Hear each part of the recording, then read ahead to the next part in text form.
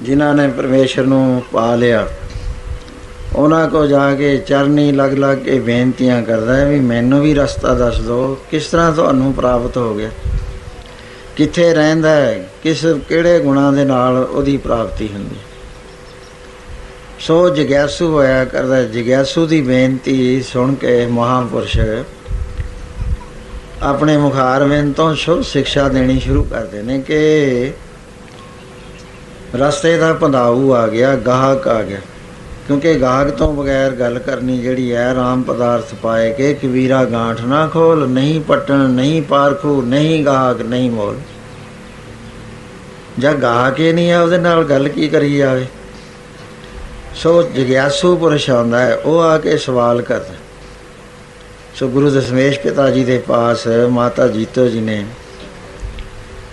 ਅੰਮ੍ਰਿਤ ਵੇਲੇ ਉੱਠ ਕੇ ਮਹਾਰਾਜ ਦੇ ਚਰਨਾਂ 'ਚ ਆ ਕੇ ਅਰਦਾਸ ਕਰੀ, ਪਾਤਸ਼ਾਹ ਜਿਵੇਂ ਤੁਸੀਂ ਗੁਰਸਿੱਖਾਂ ਨੂੰ ਸਾਰਾ ਕੁਛ ਦੱਸਦੇ ਹੋ, ਇਸ ਤਰ੍ਹਾਂ ਕਿਰਪਾ ਕਰੋ ਮੈਨੂੰ ਵੀ ਦੱਸੋ ਰਸਤਾ।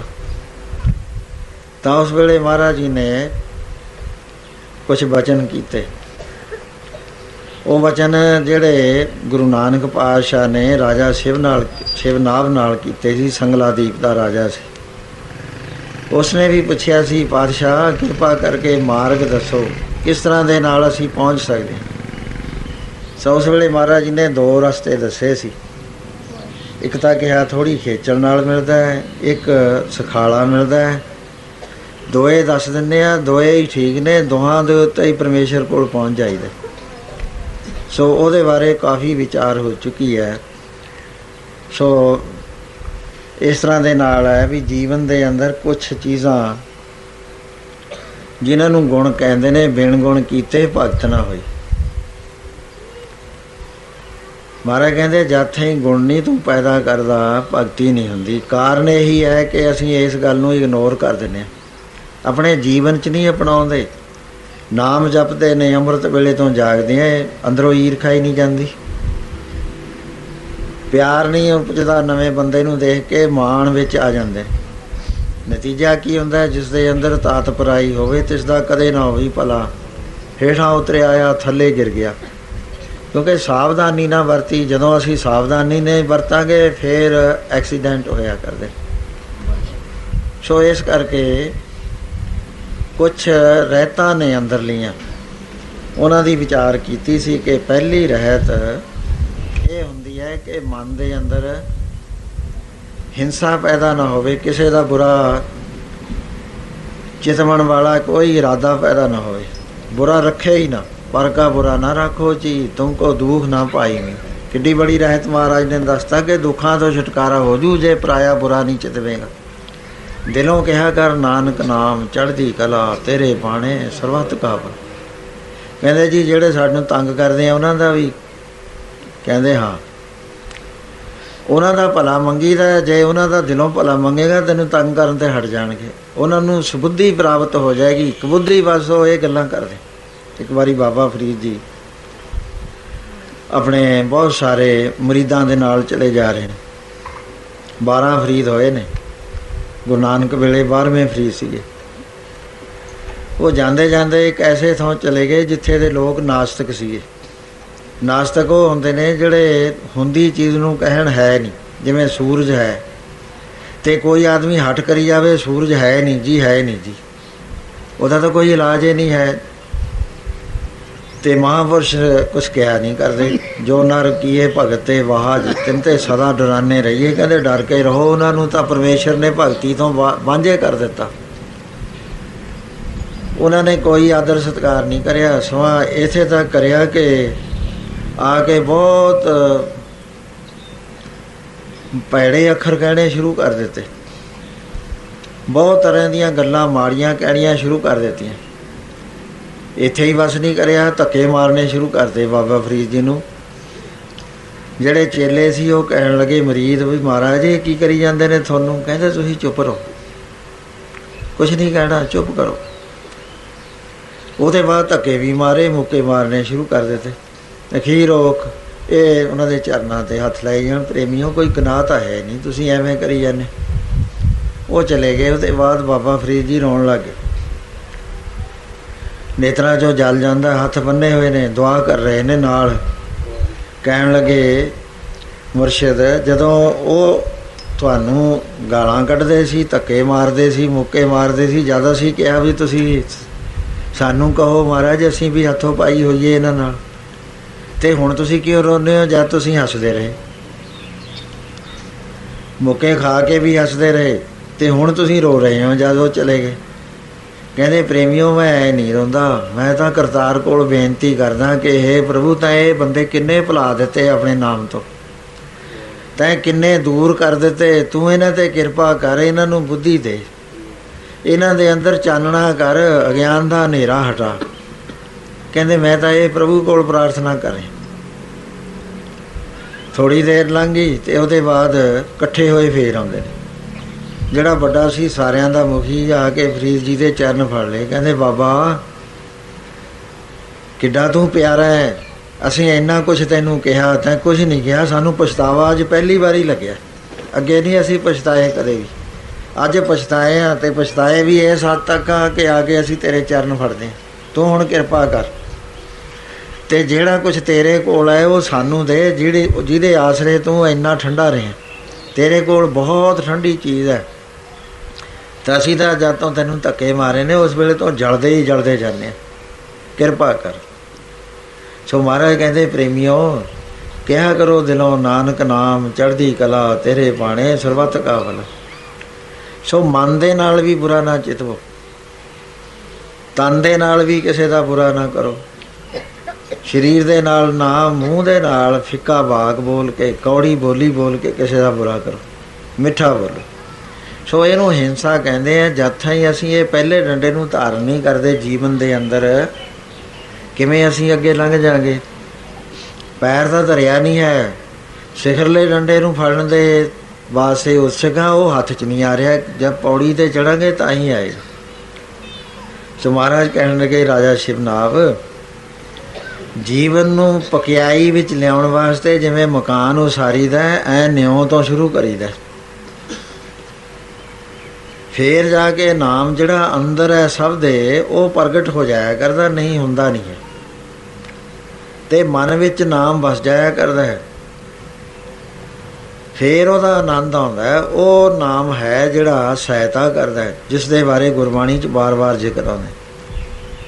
ਸੋ ਦੂਸਰਾ ਹੋਇਆ ਕਰਦਾ ਸਤ। ਸਤ ਨੂੰ ਅਸੀਂ ਸਮਝਣ ਦਾ ਯਤਨ ਨਹੀਂ ਕਰਦੇ। ਸਤ ਕੀ ਹੁੰਦਾ?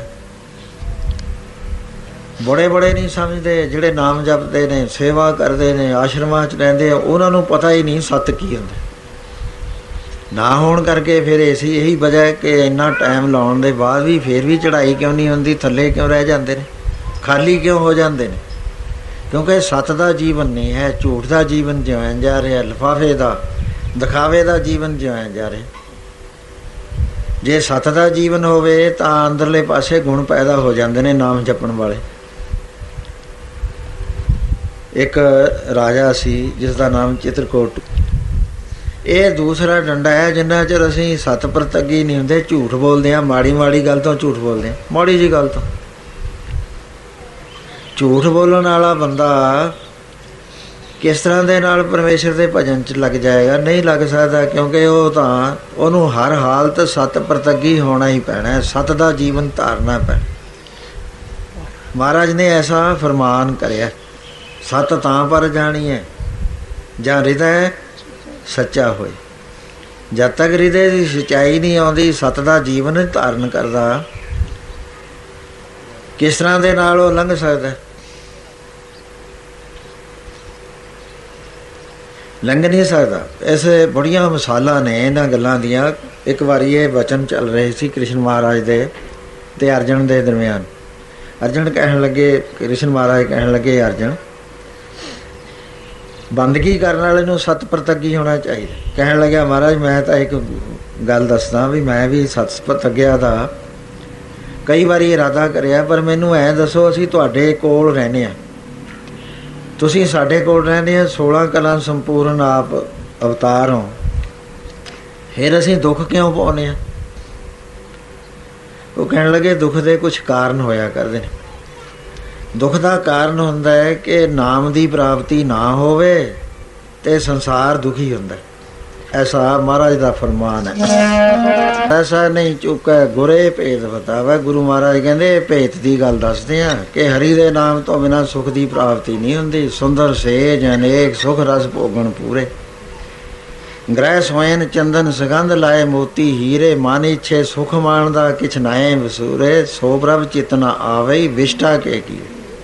बिन हर नाम ना शांत होए किद विद मन तीर। नाम तो बगैर मन विच शांति नहीं आती। सो कहन लगे नाम जिहड़ा है वो प्राप्त होंदा है गुणां दे नाल। सो कहन लगे अर्जन तुसीं सतवादी नहीं है, इस करके तुहानूं दुखां दी प्राप्ति हुंदी। कहन लगे अच्छा महाराज मैं तुहाडी शरण आ ते मैं हुण तो परण करदा कि मैं सतवादी होवां। कहंदे की करदा? कहंदे महाराज मैं परण इह करदा कि जिन्नी देर तुहाडे नाल रहांगा पहलां तुहानूं छका के फिर छका। कहंदे इह ते पुगनी नहीं गल।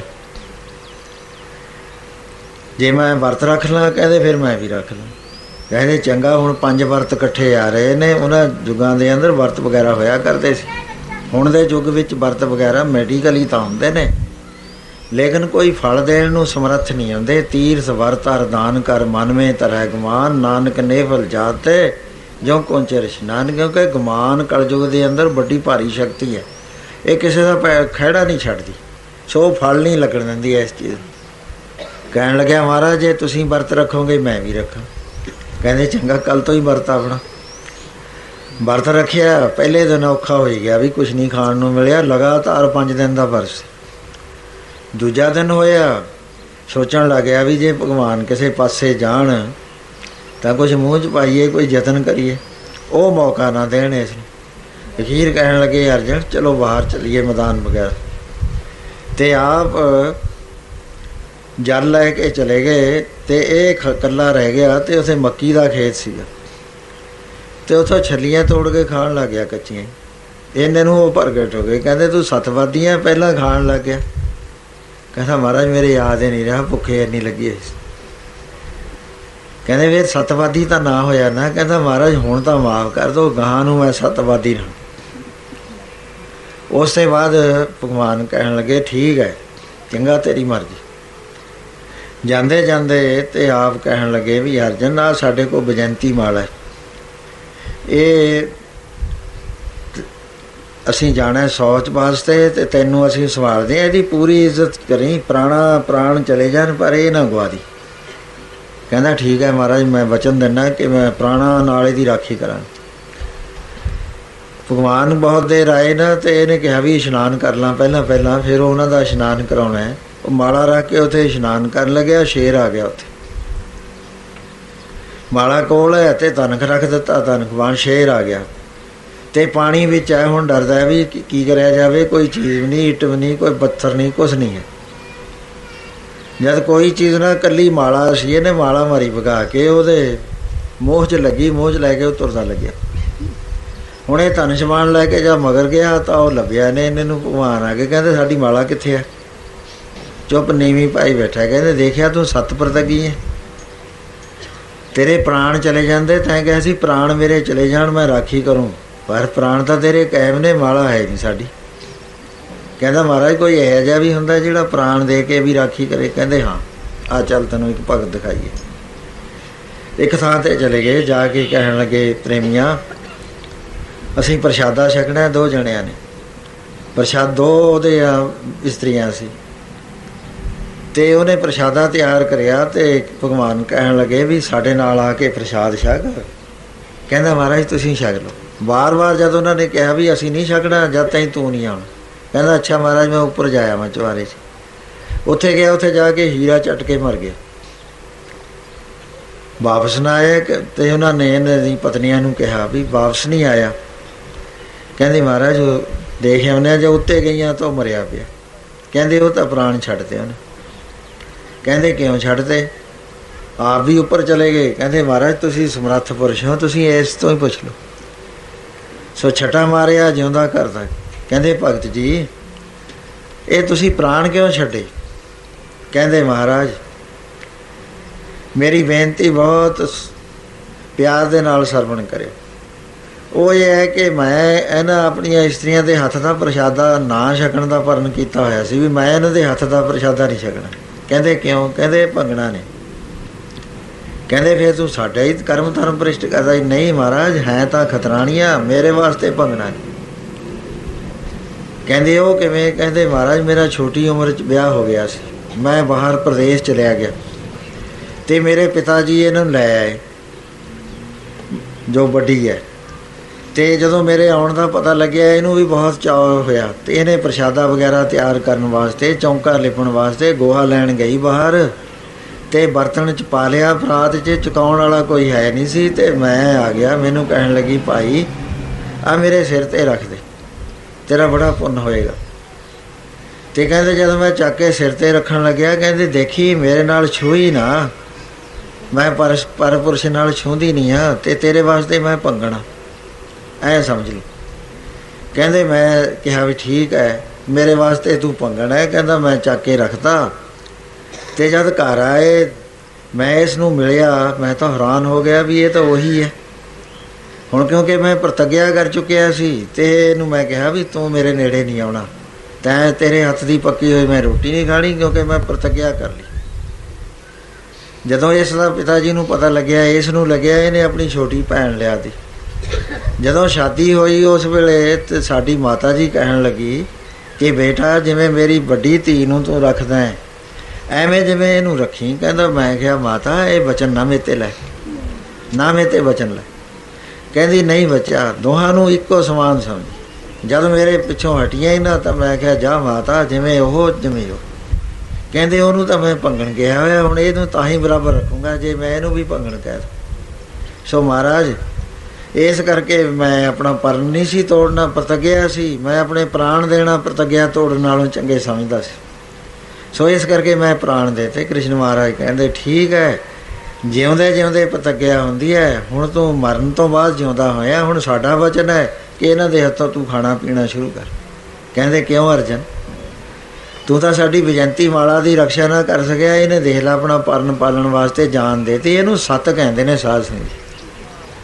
ਇਹ ਦੂਸਰਾ ਡੰਡਾ ਹੈ, ਇੱਕ ਨਹੀਂ ਹੈ। ਰਾਜੇ ਹਰੀ ਚੰਦ ਦਾ ਦੇਖ ਲਓ, ਸੁਪਨਾ ਹੀ ਆਇਆ ਸੀ, ਉਹਨੂੰ ਸੁਪਨੇ 'ਚ ਦਾਨ ਕਰਿਆ ਸੀ ਰਾਜ, ਅਤੇ ਵਿਸ਼ਵਾਮਿੱਤਰ ਰਾਜ ਲੈਣ ਵਾਸਤੇ ਆ ਗਿਆ। ਰਾਜ ਦੇ ਦਿੱਤਾ। ਉਹ ਕਹਿੰਦਾ ਹੁਣ ਮੈਨੂੰ ਦਛਣਾ ਦੇ। ਦਛਣਾ ਵਾਸਤੇ ਮਹਾਰਾਜ ਕਹਿੰਦੇ ਆਪ ਵਿਕਣਾ ਪਿਆ ਉਹਨੂੰ, ਨਿਖਾਸ ਦੇ ਜਾ ਕੇ ਵੇਚਣਾ ਪਿਆ। ਆਪ ਹੁਣ ਜਾਣੇ ਪੁੰਨ ਕਰੇ ਕਿਉਂ ਨਿਖਾਸ ਹੱਥ ਬਕਾਈ। ਕਹਿੰਦੇ ਉੱਥੇ ਜਾ ਕੇ ਕਿਉਂ ਵਿਕਦਾ? ਅਤੇ ਉਹਨੇ ਸੱਤ ਦਾ ਪਾਲਣ ਕਰਕੇ ਕਿੰਨੀਆਂ ਬੜੀਆਂ ਤਕਲੀਫਾਂ। ਘਰ ਵਾਲੀ ਕਿਤੇ ਹੈ, ਬੱਚਾ ਕਿਤੇ ਹੈ, ਬੱਚਾ ਮਰ ਜਾਂਦਾ, ਸੰਸਕਾਰ ਨਹੀਂ ਕਰਨ ਦਿੰਦਾ। ਸੋ ਇਹਨੂੰ ਸੱਤ ਦਾ ਜੀਵਨ ਕਹਿੰਦੇ ਨੇ। ਇਹ ਜੀਵਨ ਸਾਡੇ ਵਿੱਚੋਂ 100% ਨਿਕਲ ਗਿਆ। ਹੁਣ ਤਾਂ ਬੜਾ ਸੁਖਾਲਾ ਅਸੀਂ ਝੂਠ ਬੋਲਦੇ ਹਾਂ, ਹਰ ਗੱਲ 'ਤੇ ਝੂਠ ਬੋਲਣ ਦੀ ਕੋਸ਼ਿਸ਼ ਕਰਦੇ ਹਾਂ। ਇੱਕ ਪਾਸੇ ਝੂਠ ਬੋਲਦੇ ਹਾਂ, ਇੱਕ ਪਾਸੇ ਕਹਿੰਦੇ ਹਾਂ ਸਾਨੂੰ ਸੇਵਾ ਦਾ ਫਲ ਲੱਗ ਜਾਏ। ਬਿਲਕੁਲ ਨਹੀਂ ਲੱਗਣਾ ਸਾਸ ਹੈ ਜੀ। ਮਹਾਰਾਜ ਨੇ ਐਸਾ ਕਿਹਾ, ਹੁਕਮ ਹੈ ਵੀ ਜੇ ਉਹ 10 ਕਦਮਾਂ ਉੱਪਰ ਨੂੰ ਭਰਦਾ ਹੈ, 20 ਪਿੱਛੇ ਨੂੰ ਜਾਂਦਾ, 10 ਡੈਬਿਟ 'ਚ ਚਲਿਆ ਜਾਂਦਾ। ਸੇਵਾ ਥਾਂ ਨਹੀਂ ਪੈਂਦੀ, ਨਾਮ ਸਿਮਰਨ ਥਾਂ ਨਹੀਂ ਪੈਂਦਾ। ਸੋ ਇਸ ਵਾਸਤੇ ਸੱਚ ਨੂੰ ਪਾਲਣਾ, ਸੱਚ ਤਾਂ ਪਰ ਜਾਣੀ ਹੈ ਜਾਂ ਸੱਚ ਧਰੇ ਪਿਆਰ, ਕੂੜ ਕੀ ਮਲ ਉਤਰੇ। ਅਤੇ ਇਹਦੇ ਨਾਲ ਕੀ ਹੁੰਦਾ, ਕੂੜ ਦੀ ਮੈਲ ਉਤਰ ਜਾਇਆ ਕਰਦੀ ਅਤੇ ਮਨ ਨਿਰਮਲ ਹੋ ਜਾਂਦਾ ਅਤੇ ਨਾਮ ਦਾ ਵਾਸਾ ਹੋ ਜਾਇਆ ਕਰਦਾ। ਸੋ ਤੀਸਰਾ ਹੋਇਆ ਕਰਦਾ, ਜ਼ਿਕਰ ਕਰਿਆ ਸੀ ਕਿ ਚੋਰੀ। ਚੋਰੀ ਦੋ ਤਰ੍ਹਾਂ ਦੀ ਬੇਨਤੀ ਕਰੀ ਸੀ। ਇੱਕ ਤਾਂ ਉਹ ਚੋਰੀ ਹੈ ਕਿਸੇ ਦੀ ਚੀਜ਼ ਵਸਤ ਛੁਪਾ ਲੈਣ, ਇੱਕ ਹੁੰਦੀ ਹੈ ਮਨ ਦੀ ਚੋਰੀ।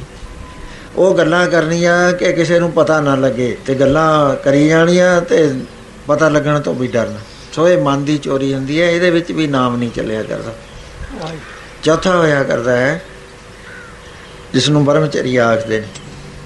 ਕਾਫੀ ਇਹਦੀ ਵਿਚਾਰ ਕਰੀ ਸੀ। ਸੋ ਪੰਜਵੀਂ ਚੀਜ਼ ਜੋ ਪਿਛਲੇ ਹਫ਼ਤੇ ਵਿਚਾਰ ਕਰੀ ਸੀ ਉਹ ਹੈ ਧੀਰਜ। ਧੀਰਜ ਨੂੰ ਮਹਾਰਾਜ ਜੀ ਨੇ ਬਹੁਤ ਬਾਣੀ ਦੇ ਅੰਦਰ ਵੀ ਆਉਂਦਾ ਹੈ ਅਤੇ ਵੈਸੇ ਵੀ ਹੈ। ਧੀਰਜੀ ਪੁਰਸ਼ ਜਿਹੜਾ ਹੈ ਆਪਦ ਸੰਪਦ ਆਪਤ ਸੀਤਾ ਤੋਂ, ਚਾਹੇ ਆ ਧੁੱਪ ਹੈ, ਚਾਹੇ ਠੰਡ ਹੈ, ਚਾਹੇ ਆਪਦਾ ਆ ਗਈ, ਚਾਹੇ ਸੰਪਤ ਦਾ ਨਾਸ਼ ਹੁੰਦਾ, ਬਿਕਲ ਨਾ ਹੋਏ ਡਲਾਏ ਚੀਤਾ, ਵੇ ਡੋਲ ਨਾ ਹੋਵੇ। ਜਿਹੇ ਜਿਹੇ ਹਾਲਾਤ ਆ ਜਾਣ ਉਹਦੇ ਵਿੱਚ ਧੀਰਜ ਨਾਲ ਜਦੋਂ ਰਹੇ ਉਹਨੂੰ ਧੀਰਜਵਾਨ ਪੁਰਸ਼ ਕਹਿੰਦੇ ਨੇ। ਤੇ ਇਸੇ ਕਰਕੇ ਬਾਣੀ ਦੇ ਅੰਦਰ ਐਸਾ